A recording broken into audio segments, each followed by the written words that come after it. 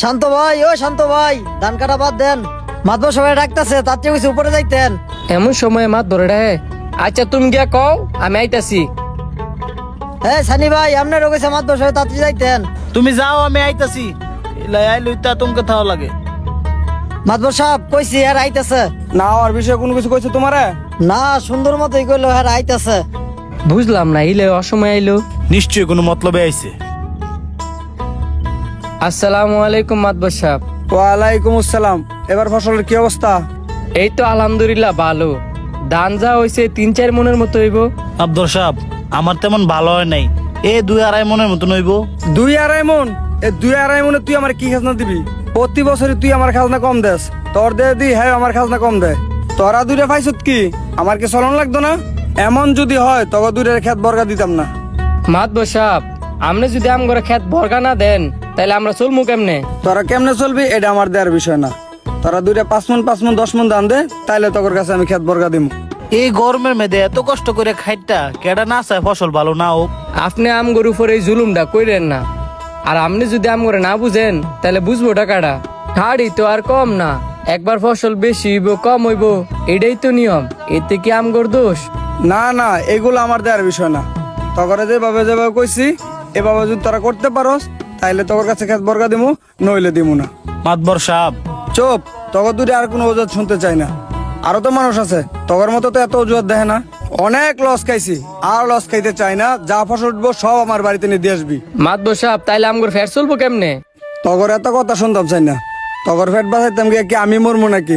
কালকে গিয়ে আমার ভাই সব দান দিয়াবি। আয় তুই যে মাদবর সাহেবের বাড়ি, চলেন যাই, উনি মনে হয় বাসায় আছে। চলো তাহলে। মাদবর সাহেব, মাদবর সাহেব। কেডারে চিল্লায় বাড়ি আলগা লাইতেছ? আসসালামু আলাইকুম, ভালো আছেন মাতবর সাহেব? ওয়ালাইকুম আসসালাম। আলহামদুলিল্লাহ ভালো আছি। আপনি ভালো আছেন? আছি মোটামুটি। যে গরম দেন না, গাইমা কি অবস্থা? শহরের মানুষ গ্রামে আসছেন, একটু তো গরম লাগবেই। তো কিসের জন্য আসছেন? আসছিলাম তো জমি কেনার জন্য। শুনলাম আপনার কাছে নাকি অনেক জমি আছে। জমি তো আছেই, কিন্তু এই জমি আপনার পছন্দ হইব? জমি যেমনই হোক না কেন, আমি চাইছিলাম একটা মিল কারখানা করতে, যাতে এলাকার মানুষ কাজ করে খাইতে পারে। ঠিক আছে চলেন তাহলে আমার পশ্চিমের ক্ষেতগুলো আপনাকে দেখাই। আচ্ছা চলেন। এই যে জমিগুলো দেখতেছেন এই সবগুলো আমারই, দেখেন আপনার পছন্দ হয় কিনা। আমি তো এরকম জমি চাইছিলাম, জমিটা আমার খুব পছন্দ হয়েছে। ঠিক আছে চলেন, আমরা বাসায় গিয়ে বসে জমির বিষয়ে আলাপ আলোচনাটা সেরে ফেলি। আমিও দেরি করতে চাচ্ছি না, লন তাহলে। ঠিক আছে চলেন। শান্ত, তাড়াতাড়ি কাম ফালায় আয়। হ্যাঁ, বড় দুর্ঘটনা ঘটে গেছে গা। কি কস? কি এর দুর্ঘটনা ঘটে গেছে গা? মাবদুর সব এই জমি বিক্রি করে লাইতেছে। তুই তাড়াতাড়ি লো আমার লগে আগে। ল তাড়াতাড়ি যাই। মাদবর সাহেব, মাদবর সাহেবে কই? কিরে তোরা চিল্লাচিল্লি করে আমার বাড়ি আলগা লাইতেছ কে লাগি? শুনলাম আম করে যে জমি বর্গা দিছিলেন এই জমি নাকি আপনি বিক্রি করে দিতেছেন। আপনি যদি এই জমি বিক্রি করে দেন আমরা খাবো কি কইরা? আপনি জানেন আমরা জমিতে চাষবাস বাদে আর কোনো কামই পারি না। আপনি যদি এই জমি বিক্রি করে দেন তাহলে আমরা খামুই বা কি কইরা, চলমুই বা কি কইরা।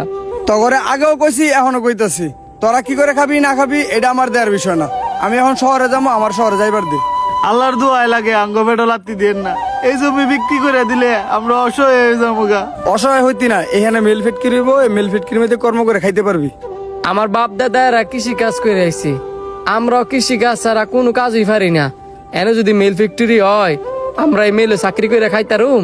পারতি না কেরে? অবশ্যই পারবি। এখানে মিল ফ্যাক্টরি হইলে এলাকার অনেক উন্নত হইব। এই কথা কইেন না। এমনি যদি মেল ফ্যাক্টরি হইতে তাহলে আমগো মতন কৃষকেরা আস্তে আস্তে হারাই যাবো গা। মাদবর সাহেব, আপনারা মনে ভুলে গেছেন গা, মিল ফ্যাক্টরি কিন্তু আগে না, কৃষকরাই আগে। কৃষকরা যদি ফসল না ফলায় আপনারাও 2 দিন পরে না খায় মরে যাবেন গা। আপনারা অনুরোধ করে কই, আমরার মতন কৃষক করে মাইরেন না। এমনি দেশের থেকে কৃষকরা হারা যেতেছে গা। আর এই মিলে যদি দালান মিল ফ্যাক্টরি হয় তাহলে 2 দিন পরে দেওয়া যাবে কৃষকরাই নাই। আপনারাও বাচ্চা থাকেন, আমগরও বাঁচায় রাখেন। কৃষক কিন্তু দেশের জন্য অতি গুরুত্বপূর্ণ। আব্দুল সাহেব, উপরওয়ালা একজন আছে, উনি যা করেন ভালোর জন্যই করেন। আর আপনিও যা করবেন একটু বুঝে হইনা করেন। গেলাম আমরা। কৃষক দেশের জন্য অতি গুরুত্বপূর্ণ। অবশ্যই কমেন্ট বক্সে আপনাদের মতামত জানান আর ভিডিওটা বেশি বেশি শেয়ার করে সবার মাঝে ছড়িয়ে দিন।